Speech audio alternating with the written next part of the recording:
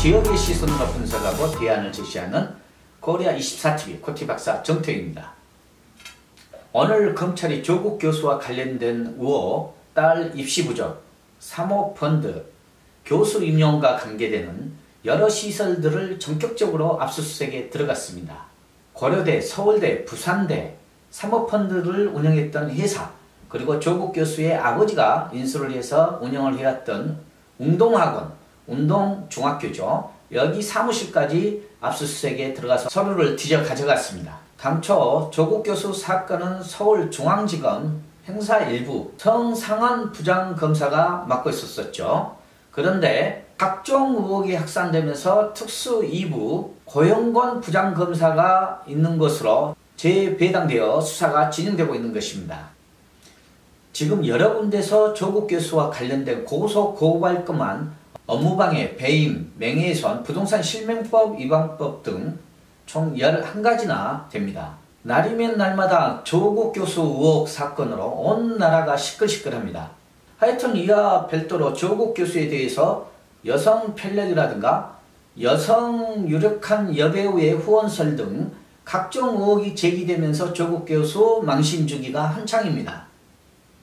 원래 교수 출신들이 정치적인 싸움도 못하고 또 체면이라든가 명예를 중시하기 때문에 이렇게 상당한 비판을 하고 망신을 주면 못 견디고 자리에서 물러나기가 일쑤인데요. 조국 교수가 끝까지 지금 버티고 참 체력이 좋습니다.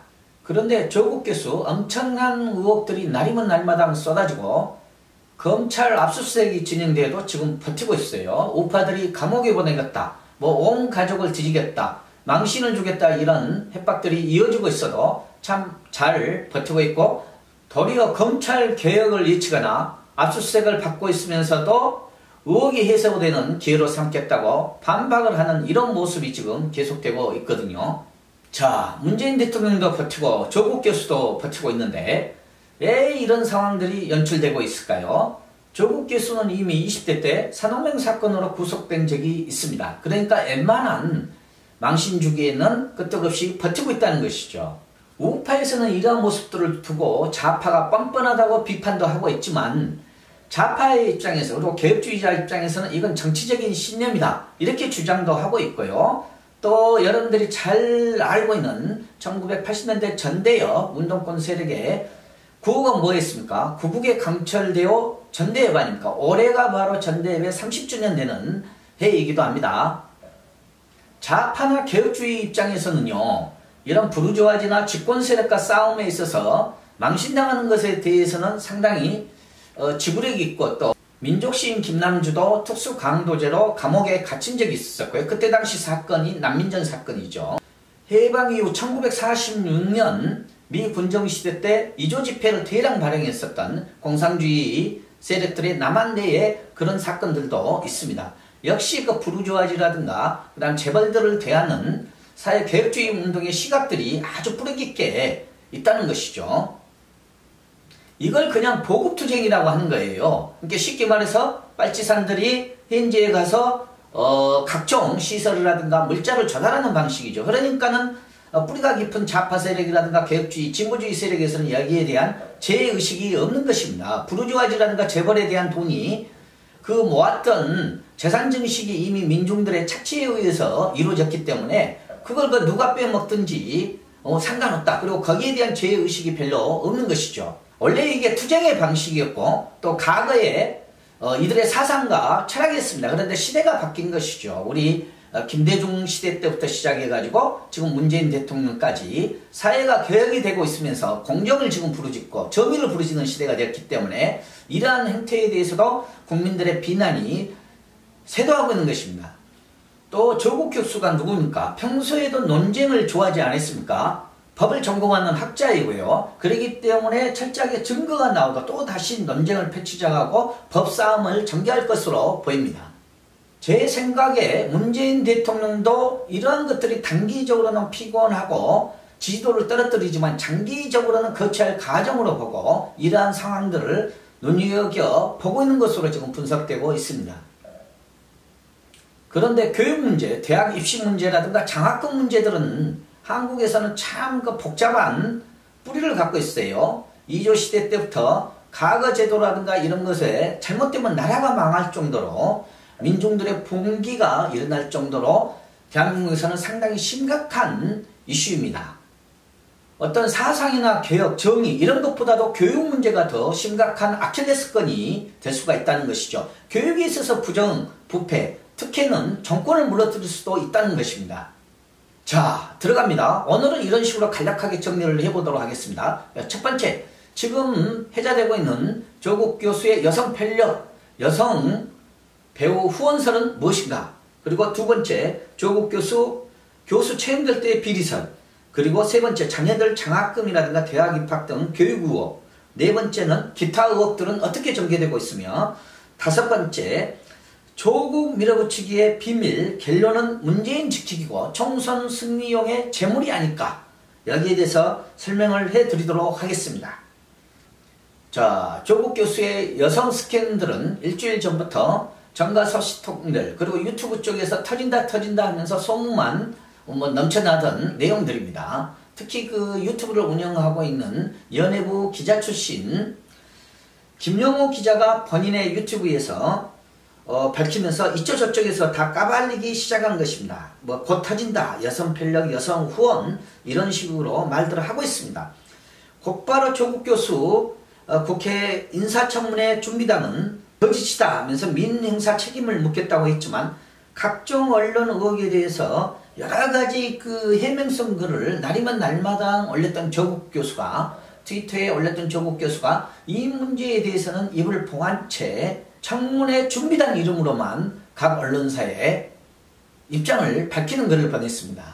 물론 27일 지금까지도 조국 교수가 여기에 대해서 공식 입장을 밝히지 않았기 때문에 좀 더 의혹은 있습니다만 제가 검토한 바에 의하면 이렇습니다. 지금까지 제기된 여성 문제가 구체적인 증거도 없이 여자를 후원했다는 정도라서 좀 약하다는 생각이 듭니다.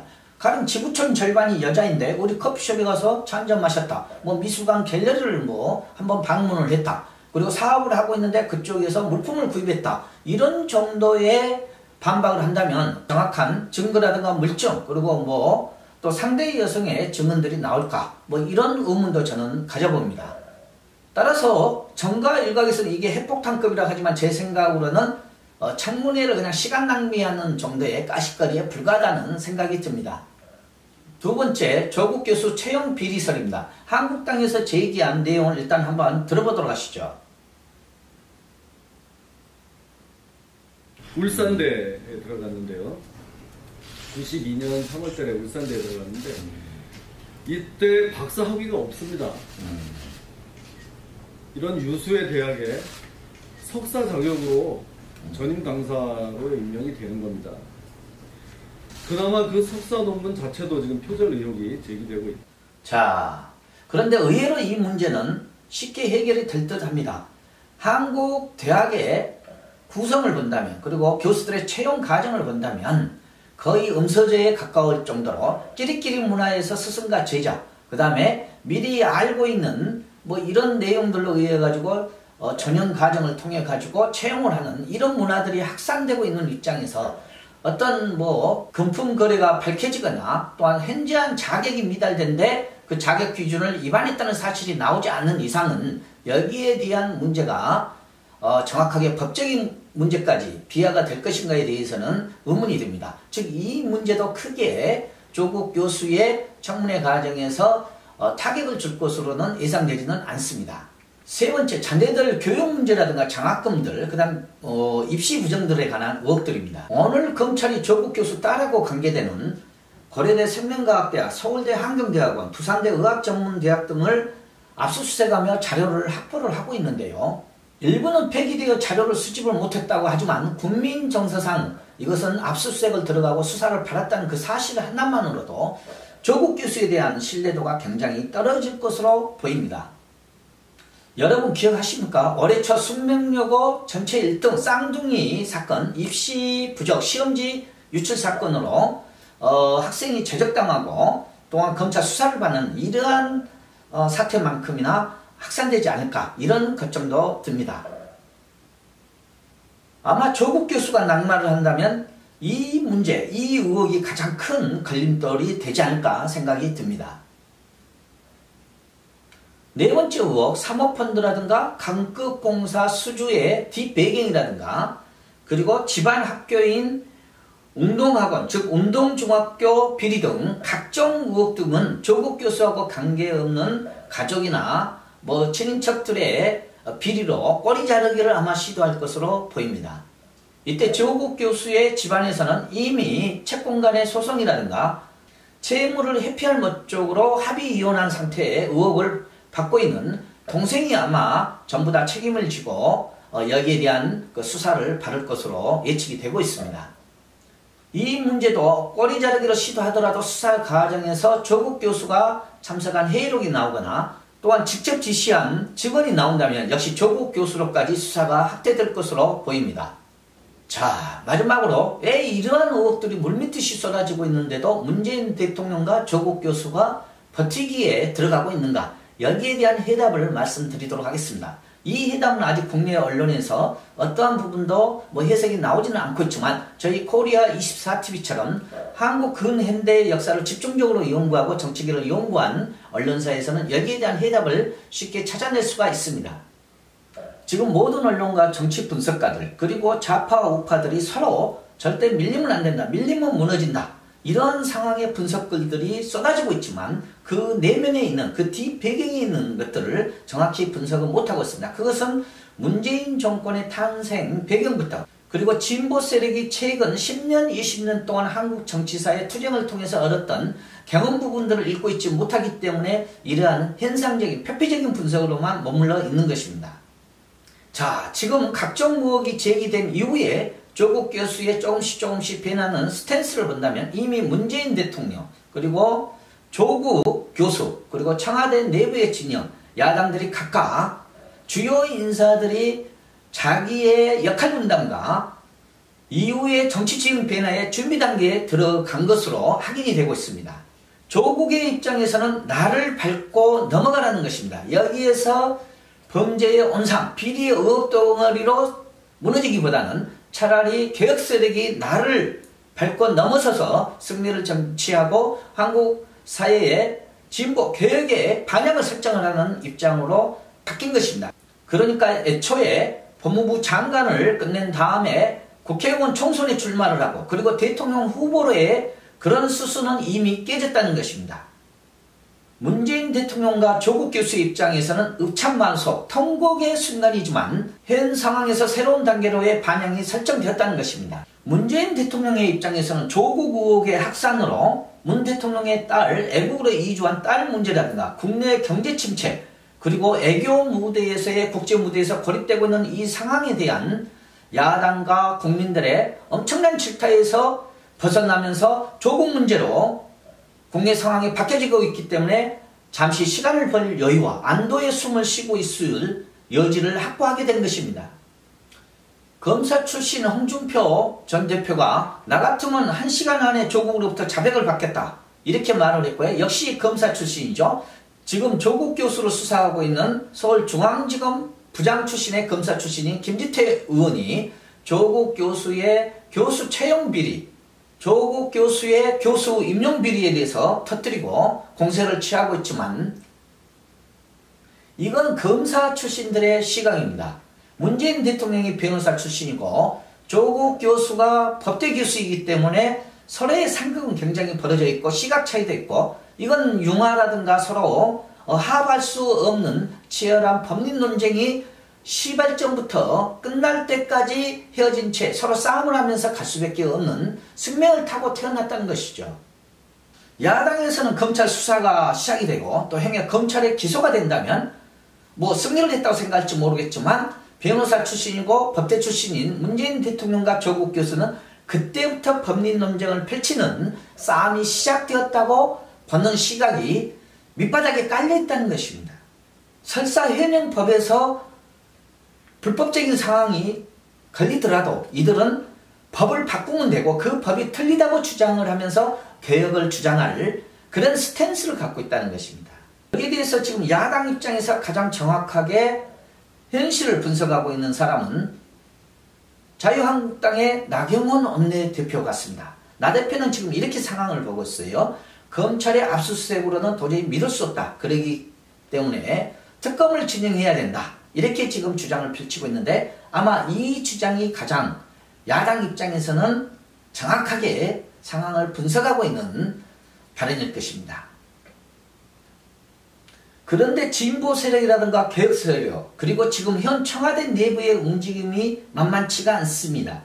조국 정도의 흔들리기, 문재인 대통령의 흔들리기 정도는 이미 자기들의 수싸움에 들어있다는 것이죠. 자, 문재인 대통령이나 진보 세력들에게 지금 가장 필요한 것은 계획을 뒷받침한 제도적인 것, 법령 마련이라든가 반향 설정입니다. 그런 의미에서 조국이 어느 정도 필요하다는 것입니다. 여러분들이 이번 사건에서도 볼 수 있듯이 조국을 보고 야당이 법 미꾸라지다 할 정도로 법을 잘 알고 현재 있는 법 테두리 안에서 진행하는 그런 능력은 갖고 있다는 것이죠. 즉 지금 현재 현 정부에 필요한 각종 개혁 입법을 마련하고 기반을 닫는데 조국 교수가 필요하지만 내년 총선을 앞두고는 조국 교수도 상황이 복잡하면 버릴 수 있는 카드라는 것입니다. 문재인 대통령은 그때 가서 조국 교수를 버리는 것도 늦지 않다고 판단할 수도 있습니다. 도리어 현 집권 세력이 조국 교수를 그때 버리는 카드로 활용하고 문재인을 지켜달라. 역사가 뒤로 후퇴하는 것을 막아달라고 읍소하면서 총선 승리를 꾀하는 전략으로 활용할 수도 있다는 것입니다. 여러분 기억하십니까? 지금으로부터 15년 전 2004년 노무현 전 대통령 탄핵 시도 때 어떻게 됐습니까? 헌법재판소까지 넘어갔지만 노무현 대통령이 살아났죠. 그리고 그 다음 총선에서 이른바 묻지마 탄도리 탄핵 여풍으로 열린우리당이 대거 총선에서 승리를 하고 묻지마 투표로 탄도리라고 불리는 국회의원들을 배출을 했습니다. 이 국회의원들이 다음번 선거 때 우수수 또 낙마를 하는 역사의 해전을 볼 수가 있는 그런 교훈이 있었죠. 그런데 그때 당시에 이 정치 경험을 했었던 분들이 지금 문재인 대통령 옆에 포진해서 청와대에 있습니다. 그때 당시의 전략과 그때 당시의 상황을 분석을 하면서 지금도 미래 정치 환경에 대해서 달콤한 꿈을 꾸고 있는 것입니다. 역시 야당도 꿈을 꾸고 있습니다. 박근혜 대통령 탄핵처럼 몰아붙일 수 있을 만큼 몰아붙여서 현 집권 세력을 공격하자는 달콤한 꿈입니다. 자, 그러나 국민들의 한숨은 늘어나고 있습니다. 이들의 달콤한 꿈과는 달리 오늘의 경제 상황, 오늘의 국가 상황에서 국민들의 가슴은 멍이 들어가고 있습니다. 특히 자녀들의 장학금 문제, 대학 입학 문제, 많은 사람들이 상처를 받고 있습니다. 자, 국민들의 눈물과 한숨과 같이 하면서도 희망을 잃지 않는 코리아24TV 코티박사 정태훈과 함께하는 시간이었습니다. 여러분, 우리들의 용기 그리고 우리들의 희망을 위해서 많은 구독 신청을 해주시면 저희 코리아24TV에도 힘이 되겠습니다. 감사합니다.